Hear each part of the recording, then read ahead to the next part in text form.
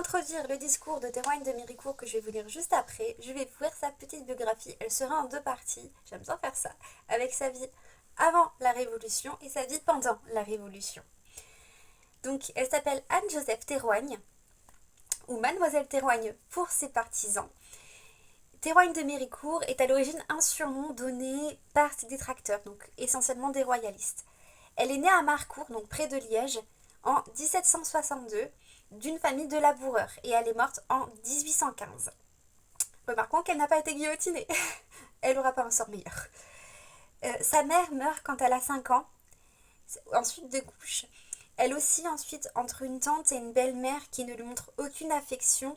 Elle finit par partir pour le Limbourg où elle devient vachère puis gouvernante.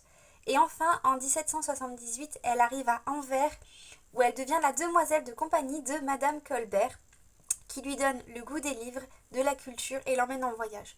Et qui a aussi pour une fois pu lui donner de l'amour. Elle part ensuite en 1782 en Angleterre où elle est entretenue par un officier d'infanterie anglaise. Elle voyage en Italie avant de revenir en France en juin 1789. Donc elle vit entre Paris et Londres avec son amant anglais, donc elle a déjà l'habitude de Paris. C'est pas quelque chose qui est étrange, elle revient pas elle vient pas à Paris spécialement comme ça. Elle a déjà l'habitude de Paris. Elle assiste, mais elle ne participe pas à la prise de la Bastille. Elle quitte ensuite Paris pour Versailles où elle assiste tous les jours au débat de l'Assemblée et se fait des amis parmi les députés et hommes politiques. Et comme vous allez voir, elle l'est énormément à l'Assemblée. Au point que, malgré sa légende, elle ne participe pas aux journées d'octobre car elle était à l'Assemblée ce jour-là, puis avec Pétion. Elle retourne à Paris avec l'Assemblée, elle la suit. Elle tente à Paris d'organiser une puis deux sociétés avec Rome. Donc c'est le Club des droits de l'homme pour la seconde. En mai 1790, elle retourne dans son pays natal car ses économies diminuent et surtout elle est inquiétée pour les journées d'octobre auxquelles elle n'a pas participé. Mais déjà à cette époque-là, la légende sur sa participation est très présente. Beaucoup de personnes l'ont soi-disant vue.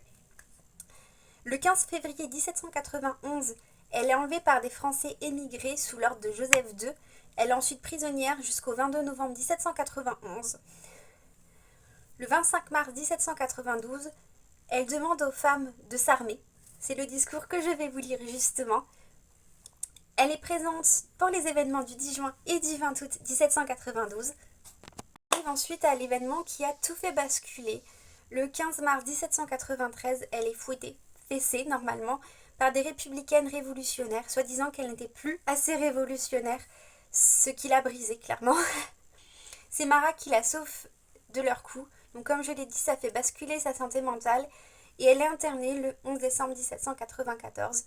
Avant cela, elle passe un peu de temps en prison.